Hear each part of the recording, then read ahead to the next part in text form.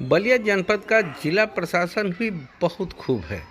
जी हाँ, हम बात कर रहे हैं बलिया के जिला प्रशासन की उस नीति का जिसका आज विरोध हो रहा है। बलिया में गौड़ जनजाति के लोग पिछले 1 महीने से अधिक दिनों से कलेक्ट्रेट के धरना स्थल पर धरना दे रहे हैं। उनकी मांग है कि भारत के राजपत्र के अनुसार, शासनादेश के अनुसार गौड़ जनजाति को अनुसूचित जनजाति का प्रमाण पत्र दिया जाए।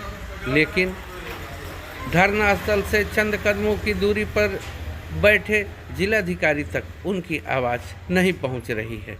वही बलिया जनपद के ही मनियर नगर पंचायत का चुनाव हो रहा है, अध्यक्ष का चुनाव हो रहा है, जो अनुसूचित जनजाति की उम्मीदवारों के लिए आरक्षित है। वहाँ पर भारतीय जनता पार्टी और समाजवादी पार्टी के प्रत्याशियों में कड़ा मुकाबला हो रहा है। दोनों ही दलों से गौड़ जनजाति के लोगों को ही उम्मीदवार बनाया गया है। जब बलिया में गौड़ जनजाति के लोग हैं ही नहीं, तो भारतीय जनता पार्टी ने या समाजवादी पार्टी ने मनियर टाउन एरिया के चेयरमैन के चुनाव के लिए गौड़ जनजाति के प्रत्याशी क्यों उतारे हैं? यह सबसे बड़ा सवाल है।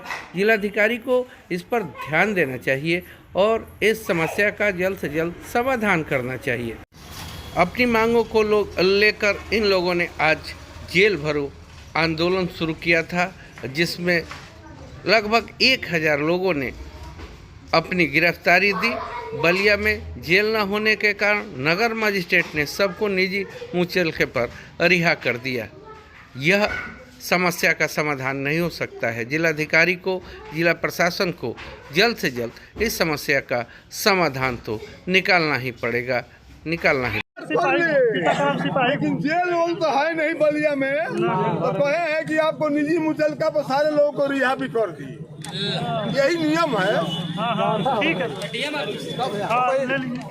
अब चलिए सब लोग ही 4 लोग चुनाव लड़ रहे हैं, जिसमें सरकारी पार्टी भाजपा से भी कैंडिडेट है, प्रतिपक्ष सपा से भी है। तो एक तरफ जिला प्रशासन गौड़ अनुसूचित जनजाति को मनियर में चुनाव लड़वा रहे हैं और वही जाति प्रमाण पत्र मांगने पर जाति प्रमाण पत्र नहीं दिया जा रहा है। शासनादेश की अवहेलना हो रही है।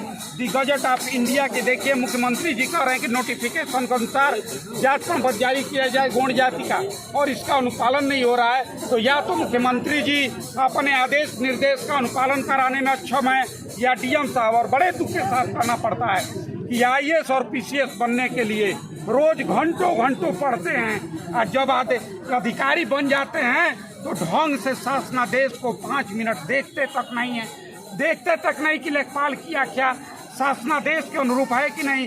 तो आज हम लोग 1000 की संख्या में गिरफ्तारी दिए हैं। अगर शासनादेश का अनुपालन नहीं होता है तो आंदोलन के अगले क्रम में और जनपद में छात्रवृत्ति का भी मामला है। हर कॉलेज में SC ST OBC का छात्र पढ़ते हैं, गौड़ खरवार भी पढ़ते हैं, और जब प्रमाण पत्र बनेगा नहीं तो ये छात्रवृत्ति का फार्म कैसे भरेंगे। पिछले साल पुलिस भर्ती आंदोलन के दौरान SP साहब लिखे थे, DM साहब लिखे थे, प्रमाण पत्र बनने लगा था। जब से वर्तमान DM साहब बलिया में आए हैं, तभी से प्रमाण पत्र। क्या लड़ाई जारी रहेगी? आगे हम लोग सामूहिक अनशन भी करेंगे और छात्र कर्फ्यू लगा करके बलिया बंद का भी कार्यक्रम का आयोजन करेंगे। Thank you.